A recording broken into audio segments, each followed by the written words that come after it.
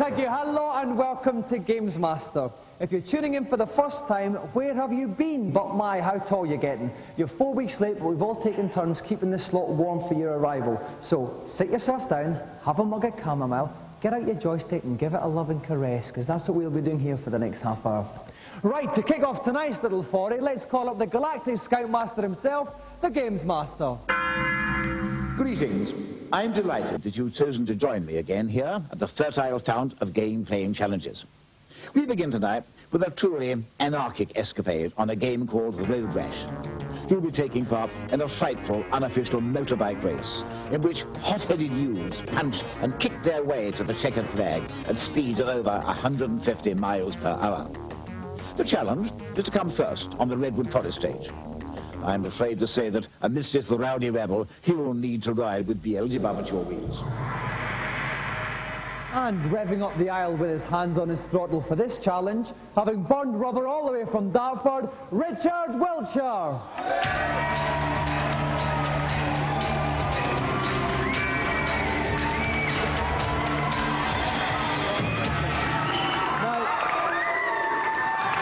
Now, settle down. Now, Richard, you've never actually played this game before, but you're a bit of a biking boffin, aren't you? Yep, I've played Superhang on the Amiga, and that's a good racing game, and I enjoyed that. I'm good at that, so I reckon I can handle this. OK, now in this game, you've got to kick, punch, generally get a bit dirty. Can you handle that? Well, I think so. On Superhang on there was a cheat mode where you use a machine gun, but I've never used my bare fist before. OK, if you'd like to sit yourself down in a hot seat, we'll get ready to play, Richard. And riding pillion with me in the pulpit, no stranger to leathers himself, is Sega Power's Neil West. Welcome, Neil. Thanks, Dominik. Now, Neil, a bit different from your average bike game, this. What general tactics can you give Richard? Okay, it's great fun beating up the opposition, but it does waste time, yeah? It's quite a short race, so he's got to get to the front early, so if he can overtake, then do so. But if he does have to get rough, then try and grab the stick of one of the other riders. Right, we'll look forward to that. OK then, Richard. Punch, kick, overtake your way through 14 other competitors to win the race. Are you ready? Yeah. Rev up your bike and start the race. OK, and off goes Richard. We can see, oh, he just Straight into the smacked someone there right from the start there. We obviously know what Richard's aiming to do in this race. No problem at all. Right, if you notice in the bottom right-hand corner, the number that was 15 is now up to 14. That's showing his place, yeah? He knows there's 14 other riders, now 13 other riders still ahead of him. He's whacking them about. He's now chasing Sid. He's fighting pretty rough. Is Sid going to be a problem to him? Sid shouldn't be a problem. The guy to watch out for is a guy called Biff. He's got a baseball bat, and he'll do his best to swing at you with it. But the trick is a little bit of air there. Not Sid just lost it. Just did the business. Oh, he's got the car in front. Oh, he just managed to dodge that one. You do not want to go into the back of a car. It's bad news. OK, now he's coming out on Dread here. That's right. Dread's ominous sounding character. Smacked him in the face, and he's out of the race. He is. As you see, Dread went down to half energy. If he'd taken another hit, it'd have fallen off. It's really quite good because the other riders actually have their own characteristics. Some are nice, some are nasty. Some will get in your way, some will try and block you, some will get out of the way for you. OK, so we're just over a third of the way through the race. He's in ninth. Down he goes. Right, he's now going to run to his bike, get on it quickly and rev away. Pulls a wheelie and off he goes. And of course he's lost a lot of time there. Costing time. More importantly, the riders who are behind him now have the chance to overtake again. So he safely missed that one. Another thing he's got to watch out for. Another thing he's got to watch out for is policemen. The last thing he needs right now is to be picked up by the fuzz. It's very painful. OK, he's coming back on Sid again now. Is he going to smack him? Yes. Oh my God, he took a bit of a wallop there. And down goes Dread. Look in the rearview mirror, you can see Dread tumbling away in the bottom right-hand corner of the screen. He's now really got to concentrate. He's got to take a few chances, perhaps, and just do his best to get ahead. OK, so similar position. There's about a mile and a half to go. Not too much time to come first. Not too much time at all. There you go. Oh, Someone just took a fall. Gained him an extra place. He's in 6th on the tail of Rex. And he's coming up on Rex. I think he's going to give Rex a hefty smack in the face here. And down goes Rex. Into 4th place. In the 4th place. It's getting very, very tight. He's got about a mile to go at the most. Rich is going at full weight. Oh, there's two in front of him there, actually. Could be coming up in a second here. One. He's up there. He's coming in at 2nd place. Could he come up in 1st place? Just went out track. So Richard finishes in 2nd place, but it's not good enough to win the challenge. Hard luck, Richard. Now,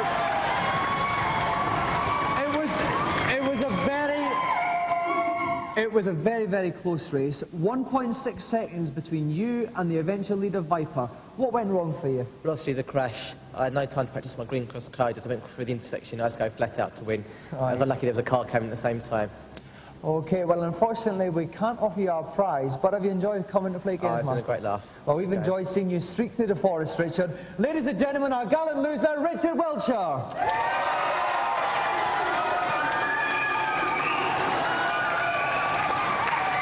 Now, before we go on to our celebrity challenge, let's take a peek at this week's reviews. This week, it's fantasy role-playing games. First up, return to the time when dinosaurs ruled the earth and Mars bars were only 10p in Shadow of the Beast. Lovely graphics, nice backgrounds, nice animation, but the gameplay sucks a bit, and after a while you just get a bit jarred off. Looks good, plays fast, but doesn't offer anything new in the final analysis. It's a bit of a disappointment. It's got a big name, but not the gameplay to back it up.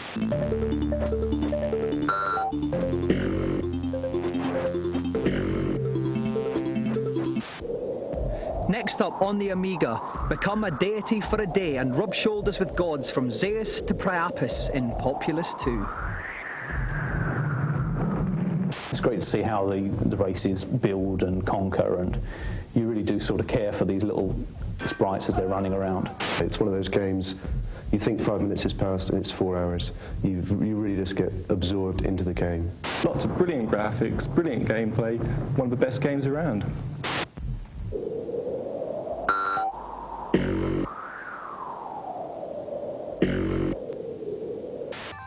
Finally, on the PC, a medieval romp around ye oldie merry England in King's Quest V. It's not pushing back the boundaries, looks good, but it's a bit too cute for my liking. It's so American and apple pie that you just want to vomit every time you load it up. There's no sex, no violence, and absolutely no fun, I'm afraid.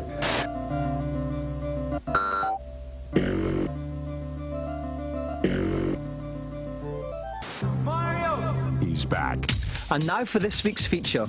The battle for the British console market is fiercer than ever, with Nintendo and Sega locked in a multi-million-pound advertising war.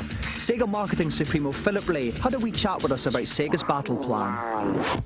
I think Nintendo probably take a more Unilever type approach to marketing, which means that they are probably more conservative. We like to do things which are a little bit off the wall and a little bit rebel, because we feel that the Sega brand needs to be seen to be street cred. If any one man is responsible for the street cred appeal of Sega's hardware, it has to be Jimmy, the swarthy game-playing star of Sega's campaign. Well, can't play Super Monaco all day long. Not unless you have one of these. Jimmy is a hero. He always gets the women. He's brilliant at playing Sega games. If he played pool in the pub, he'd win. He's probably got a Harley-Davidson bike, and he's probably a brilliant surfer in California. So with all those things, I think every man would love to have those qualities. Maybe, but Jimmy's creators were hopelessly wrong with their early ideas of how a game-playing hero should look. It was horrifying, because we got it so horribly wrong. Our character was long-haired, rough, a bit dirty, and all the kids came back saying that they thought that sort of person was a bit of a granddad, really. And they wanted someone much more clean-cut and much younger.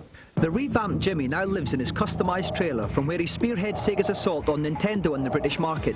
It's a battle which looks set to run well into the 90s. Game over, sunshine. If you'd like more information about anything you see in the programme, you can call the Gamesmaster Club. We'll give you the number at the end of the show. So, some sound advice on where to put your pennies. Now it's time for our celebrity challenge, and we'll go over to Gamesmaster to find out what it is. Welcome back. I hope you weren't put off by the rather violent nature of my first challenge, as I'm sorry to say my second offering is also not in terribly good taste. It's taken from a game called Heimdall, and is set in the drunken atmosphere of a Viking tavern. You have 2 minutes in which to throw an unlimited number of axes to sever the maiden's 8 blades and save her from the bawdy Vikings. But beware, because you're somewhat sozzled. The cursor is extremely volatile, so you'll need to muster all your wits to release the axe at the correct moment. Good luck, young man. A fair maiden's honor is resting on your aim. Now, the competitor on this challenge requires a steady throwing arm and bags of confidence.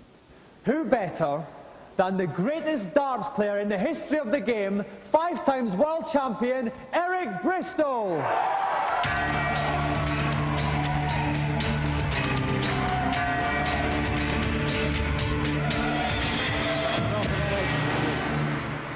Now, Eric, you've come out with a good few 9-dart finishes in your time, but you're playing with a different set of arrows tonight. How confident do you feel? That's a different game. I've had a practice at it, but I'm not brilliant at it. But I'm looking forward to it. It's different, isn't it? Right, now we have to say it's quite difficult to control because being a Viking, you've had a night on the tiles and you're a bit full with alcohol. Will this affect your throwing? Well, I'm used to a night on the tiles, but I mean, not had too much alcohol, especially when you throw hatchets, you know what I mean? It's a bit more dangerous then. That's for sure, yeah. Okay, if you want to see if the Crafty Cockney can rescue the maiden, or will his arrows go all over the place, join us after the break.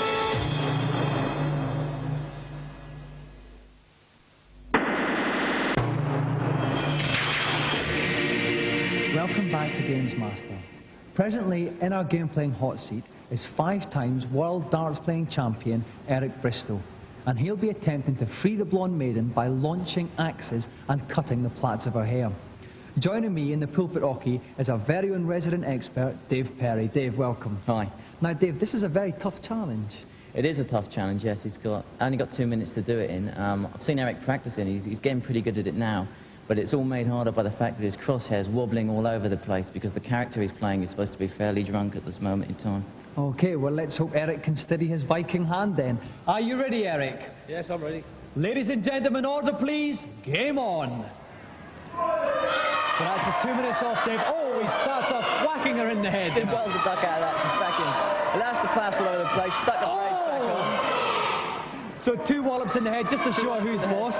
Which are the easiest plats to go for, Dave? The easiest plats are definitely the 2 on the side, the 2 straight out.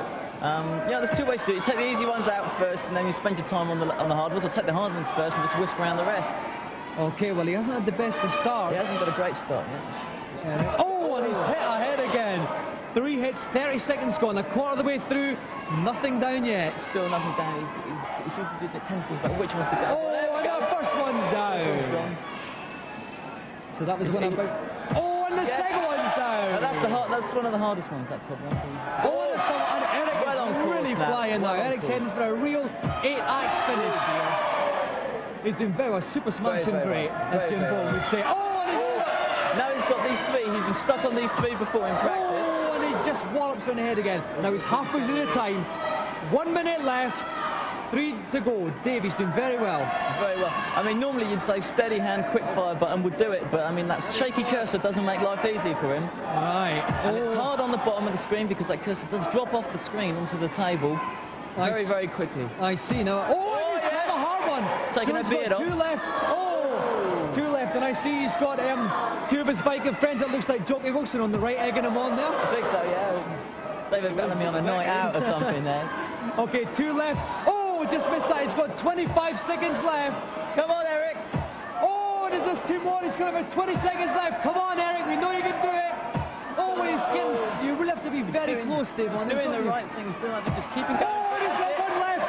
And there's 11 seconds left. 10 seconds left. Just missing it. He's going to get it. 6, 5, 4, 3, 2, 1. He throws it. Oh, he's just out of time. Commiserations, Eric. Now, it was very, very close. You were your usual cool, unflappable self. But the interesting thing is, the last plat there was about in the double 16 area, which is usually your favourite finish. That's right. I've been missing that as well lately, so that doesn't matter. Now, the bottom ones were harder. Yeah. I don't know why, but it was okay, well, now, listen, Eric, as Jim Bone would say, you're a lovely smashing bloke, but here's what you would have won. Our brilliant Gamesmaster Golden Joystick. But unfortunately, that's one of the darts and it has to go back. But Eric, have you enjoyed yourself? I've had a great time, it's been a bit of fun. We've really enjoyed watching you. Ladies and gentlemen, Eric Bristow!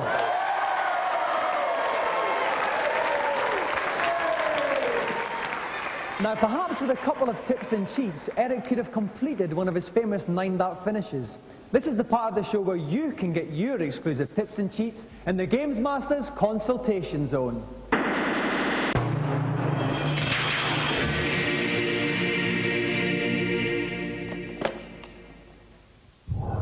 Hello, Gamesmaster.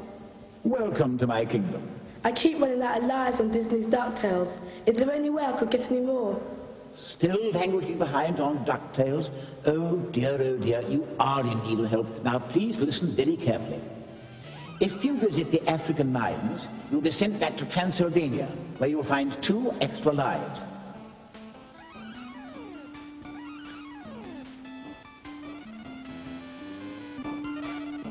You can then return to Duckburg through the mirror at the start of the level. Repeat this procedure as often as you like to build up a hearty reserve of lives. Thanks very much. Bye. I'm delighted to help. Are we ready for the next? Hello, Gamesmaster. The eyeball monster at the end of level 2 in Altered Beast keeps on killing me. How can I destroy it? I must say, I'm rather surprised you haven't managed to dispose of this ocular ogre yet. All that's required is a little courage and nerve. Simply get as close to the monster as possible, then activate your force field. The eyeball monster will then be out of sight, out of mind. Thanks, bye. Who's next up, I wonder? Hello. Hello, and nice to see you. Now, what can I do for you? I've been trying for hours, but I cannot kill the wart in Mario 2. Could you help me? Simple, dear boy. Catch the vegetables which come out of the pots and throw them at Wart. 6 vegetables in his mouth will defeat him. Thank you very much. Goodbye. Right, you. I think that's probably enough advice for 1 week, but if you have any queries, you know where to come. So, some juicy computer tidbits this week. Now for our final challenge, let's see what Gamesmaster has planned. Hello again. Not doing too well today, are we? 2 failures out of 2. Perhaps I've been overestimating your ability. For the last of this week's challenges, I've opted for a game by the name of Panzer Kickboxing. In this rather lax interpretation of the Queensberry rules, one seems to be allowed to kick as well as to punch. I should stress that I nonetheless require an exemplary display of gamesmanship. May the best man win. For this challenge, we have a bloody family battle, more vicious than the Ewings of Dallas. A brutal brother-sister punch-up. Please welcome Jason and Lisa Posel.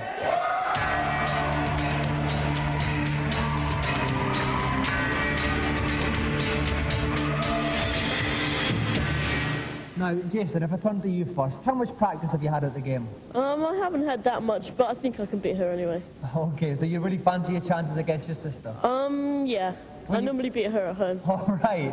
Well, Lisa, I used to fight with my sister, and she used to fight very dirty, pulling hair, biting, lots of things like that. Are we going to see a dirty fight from you tonight? Well, it's not going to be that dirty, because I'm going to win anyway. Okay, well, we've got 2 very confident competitors here. If you'd like to take your seats and begin to fight. And joining me at the ringside pulpit is Tim Boone from Computer and Video Games Magazine. Tim, welcome. Hello, Dominic. Now, Tim, what kind of a fight are we going to see here tonight? I think I'd be very surprised if we don't see a very dirty fight. Panzer Kickboxing is all about, basically, there are very few rules. You really go for it. You can punch your opponent, kick your opponent, and if it helps you at all, you can even try biting them. Right. I mean, there are very few rules here. Okay, well, it looks like we're going to see an excellent fight here. Are our competitors ready? Then come out fighting. Now, in this fight, Jason is in the red trousers playing from left to right. Lisa's in the blue trousers. Lisa's down already. Taking a tumble already. But she's up. She's safe. She's okay. Oh, and Lisa's down again there. Jason certainly knows how to use his kicking, basically. Those feet are flying. He's not using his fist very much, but those feet are quite devastating at the moment. And so Lisa's taking some punishment here. Oh, gets a lovely blow to Jason's midriff there. Nice big powerful kick from Lisa there. And in she goes again. Oh, no, but she takes another tumble. And she's down to 1.5 lights. Jason is on 3 lights, so he's quite a bit ahead now. Yep. Oh, and Lisa's down again. What advice can you give to Lisa at this stage? The advice to Lisa is use more kicks. She's trying to go in with her fist, but of course Jason's got the advantage. He's got the advantage of reach with his legs. Right, now Lisa's trying to take that advice there, getting in quite close, trying to get a short, sharp series of kicks there, finding it quite difficult. Jason's just picking her off with the odd punch now. 3, 2, 1, and it's the end of the first round, and we think Jason is slightly ahead on points. Certainly, Jason played the clever boxing there. So it's the final round, and they're on 2 lights each, so it's all even now, everything to play for. Lisa lodges in with a flying roundhouse kick, doesn't quite come off there. Oh, and she connects there, lovely. Oh, and another one in the midriff. Lisa's coming back like a devil here, Tim. Absolutely, Lisa's... Oh, no, just as I say that, she's down. Oh dear, Lisa's got to get turning round here. Oh, nicely on the other side of her opponent. And they're just ducking and weaving all around, dodging each other.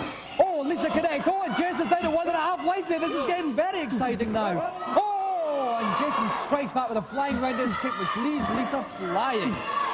It's very, very close here. Lisa's on 2 lights, Jason's on 1.5. There's 23 seconds left. We're looking for one knockout blow from one of the contestants now. One kick or one punch could sort this and decide it completely.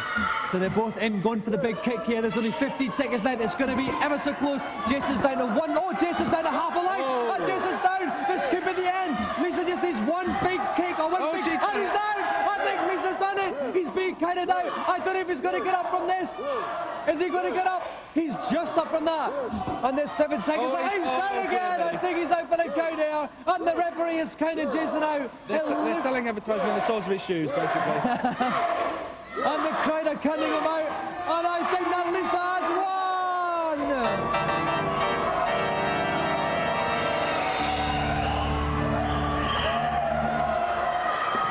That was some fight. Jason, you were well ahead at the start, but then Lisa started fighting back furiously. What went wrong? Well, I think at the beginning I was using tactics more. I was staying back and then going in for the odd shot. And then at the end I started going in to try and knock her out. And that's when I think she caught me. That's right, you committed yourself and you paid dearly for it. Lisa, what a fight. Tim and I in the commentary box, we thought you were out of it, but then you just fought back. What happened? Well, at the beginning I thought the joystick wasn't working or something because I kept just being knocked down, and then I just remembered that what I'd been playing before, and then I just won. Okay, you did very well. So when you go home tonight, are you going to have a fight of your own and then see who wins that? Probably. Well, good luck for tonight then. Lisa, as our winner today, you have won one of the most coveted prizes in television. Tonight, Lisa is the proud winner of our Golden Gamesmaster joystick.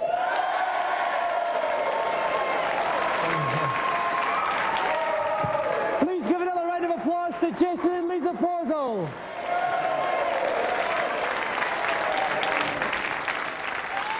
So with that bout of high-tech fisticuffs, time has run out on this week's Gamesmaster. But never mind, the Nettle Teas brewed up a treat. I'm off to quaff, and I'll see you next week at the same time. Good night.